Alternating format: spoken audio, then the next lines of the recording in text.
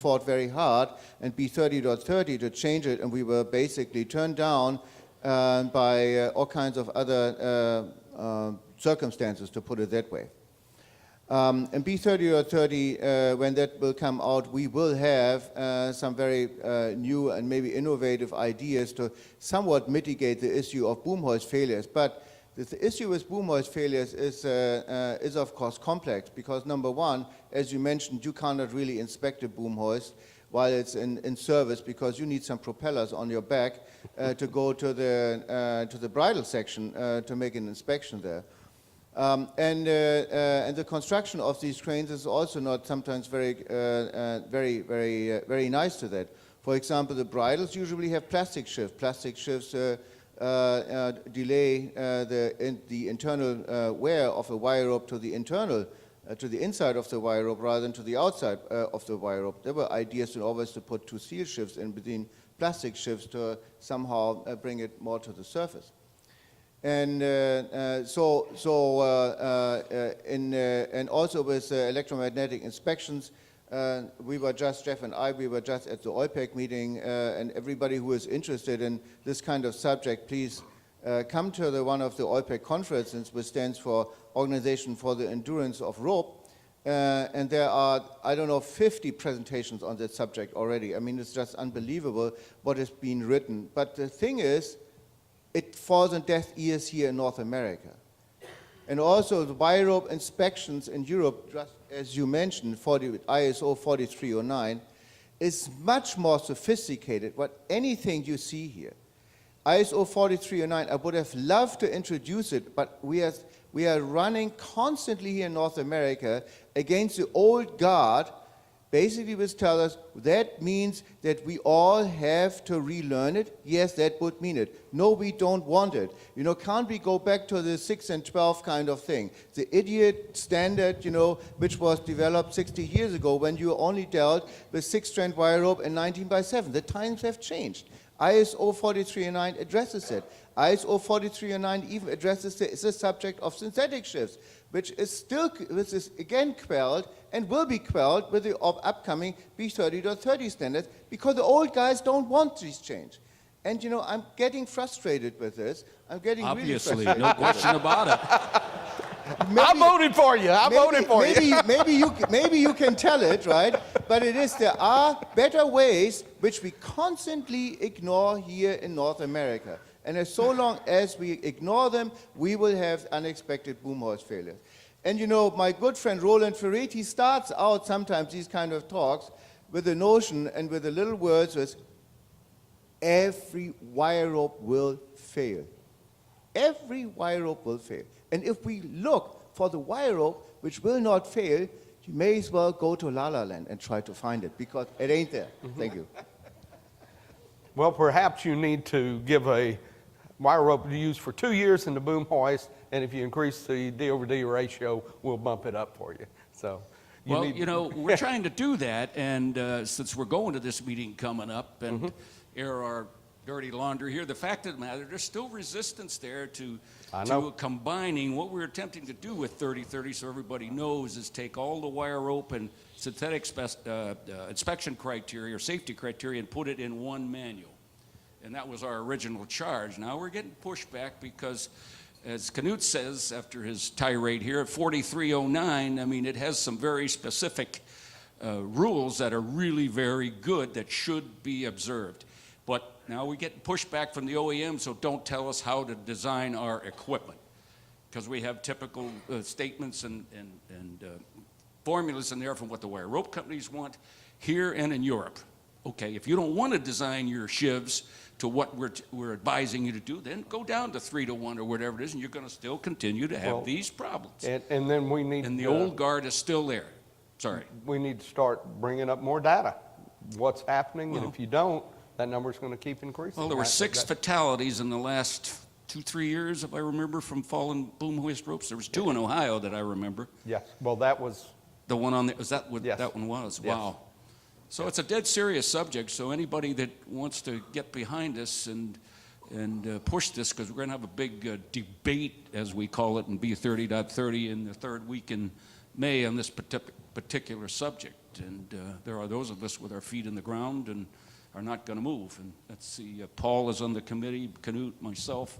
There's a few others in here on it to make sure that this kind of thing, hopefully we can get it through. Because the Europeans are way ahead of us. Absolutely, no question about it.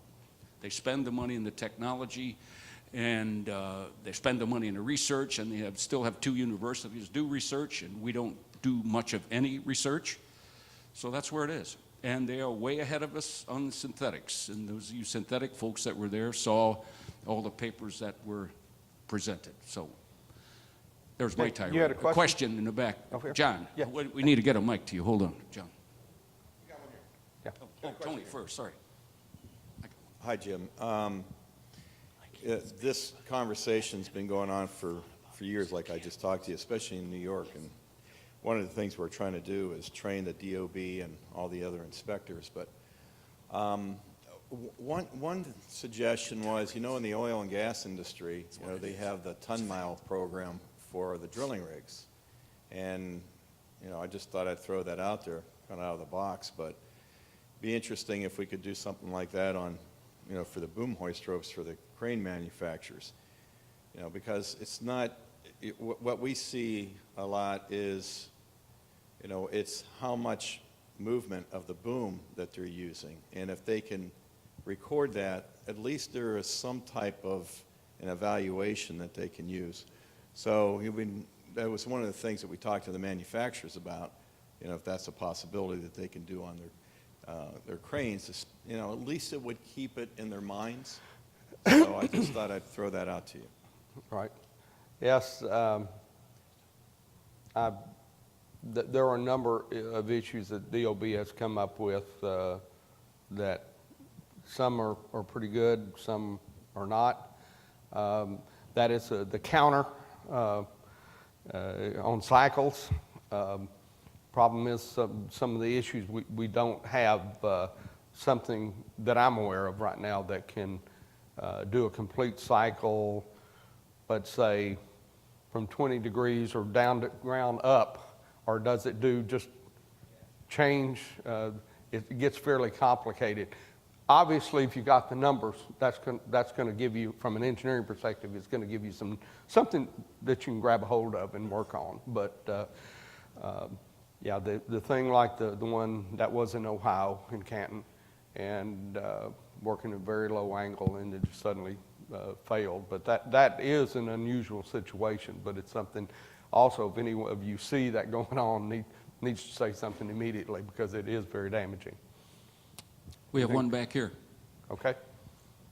All right, here's my comment on it. I'm a New York City guy, and I probably logged at least 1,000 inspections, and Tony knows me, in New York City alone. Skanska for 3.5 years doing all theirs. Here's the problem. Money. Contractor doesn't want to take time to do it the right way. He don't want to lay the crane down. He doesn't want to stop. When you do find something, well, that's really not that bad of a defect. That's good enough. Get somebody else in there for a second opinion who's biased towards them, saves them money. Now we have a defective wire rope on the crane. Seen it time after time, especially when they do a bare rental crane rental. Contractor doesn't have a crane, goes and rents it from a bare rental agency, puts it on there. Next thing you know, doing your monthly inspection, you find a bad crane rope on there. All right, questionable.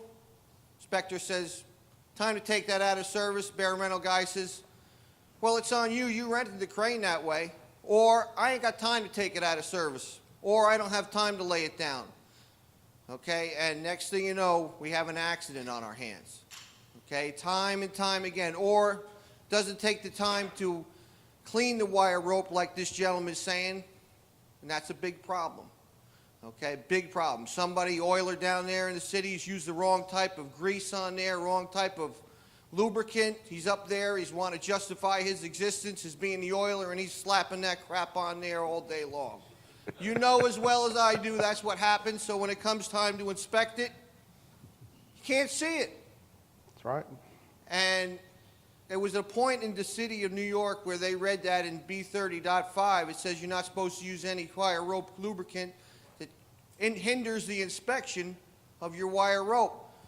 So at one point, DOB was making them completely clean the entire rope before they would inspect it, and they were actually shutting down. Tony's shaking his head because he knows.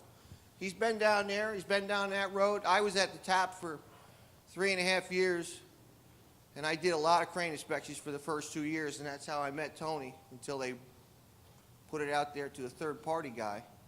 Many times there, I found something wrong, shivs bad on them old 4100s.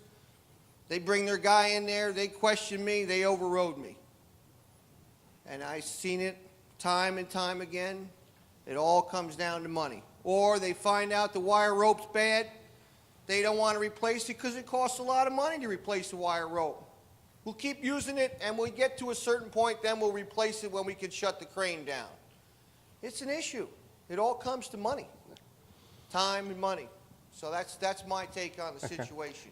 And I understand that, and that's one of the reasons why with point 3, we decided to go with mandatory maintenance guidelines, that you are going to take it, if you have something to go by, and if they don't follow it, once again, if you want to take on the responsibility, it's all yours. And, but we're telling you, this is what is required, and this is what you need to do to make sure it works right. Another question here? Never mind. Because, you know, one of the things, I did a tower crane life expectancy white paper that was submitted to the city of New York. And the issue is not the age of the crane, it's back to the same things we're talking about here. It's maintenance. If you take care of it, because I've looked at cranes that are 90 years old and still running, but they're taken care of. And you go out in some crane rental houses, service providers, they're immaculate. That's why a lot of the insurance companies, they'll have me go look at a crane company. I can pretty well tell you by the time I get to the front gate, well, you don't need to insure that one. Let's go somewhere else. Because it shows, and it's how well you take care of the equipment. That translates in how you hurt people. You either take care of it and you take the proactive approach to safety, or you don't. It's black and white. We do have one. My question to you crane guys,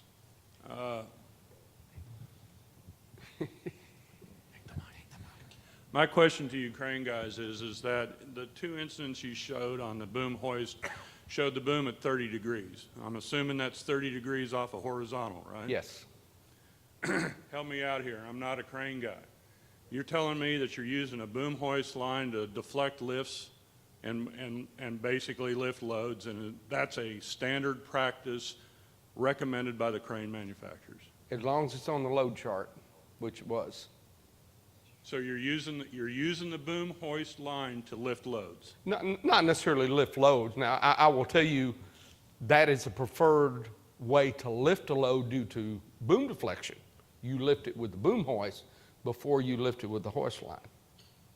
Okay, so the boom hoist line is used as a running main load line. It can be. Not that often. Primarily it's a load line. You've got to remember though, too, that boom hoist line, look at how the mechanical advantage you got over all that. If you're at 30 degrees and that chart says you can lift at 30 degrees, you can. And what he's saying is, You got the what he's saying here is also the deflection. You're not going to see it on the hydraulic because you don't have the boom hoist line. But on a lattice boom crane, it's not unusual to be picking something and to keep it from deflecting like he's saying and that load from kicking out.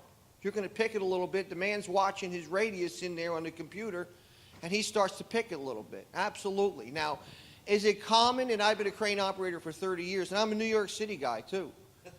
And there's a lot of issues in New York City, as the man's saying, okay? So, is it usual to be picking something all the time at 30? Most people don't burn down to 30. That's an extreme. Definitely. You've got a large enough crane where you're keeping it at 60 to 70 all the time. So for an unusual case, I was watching his case up there, 30 degrees, wow, picking. His crane really wasn't big enough. He didn't have enough boom. That he's got to be at 30 degrees all day long, because that is really boomed down a lot. And the stresses, like the gentleman was saying, and his reputation in the industry stands behind him. to stand at, just be at 30 degrees all day long, the stress is on there. We all know the lower the boom angle, the lower the sling angle, the greater the stress. That's proven fact. To be at at there all the time is a lot of stress on the cable. Yes, it is. And, but you got to remember, too, that the mechanical advantage of all those shivs going back and forth, you know, it's not like, and somebody said that, you know, this gentleman here was talking about the D to D ratio on the hoist drum versus the boom hoist drum. Think about that mechanical advantage on there, and I teach that in my class all the time. All cranes are made with the D to D ratio involved. And, you know, that's part of it, and that's why the boom hoist drum is smaller than the load hoist drum, because you have all them parts aligned in the back there, you know, so all this takes an effect, you know. You talk about, the gentleman was talking about making the D to D ratio on this crane larger. Well, Jesus, you can imagine the size of the shivs if we do that? How the hell, your crane's going to be this monster? You're not going to fit it in there, you know? I'm not an engineer, but I know enough about cranes that, you know, all this stuff has to be, mines are a lot greater than mine to put this up. But I see what you're saying about picking, but that's not an uncommon thing. That boom, it's strong. It made for not only that lattice boom crane, your pennant lines are hooked all the way up to the boom, so the deflection is not as great either. So anyway, I said enough. But don't get me started. Obviously. Anybody else?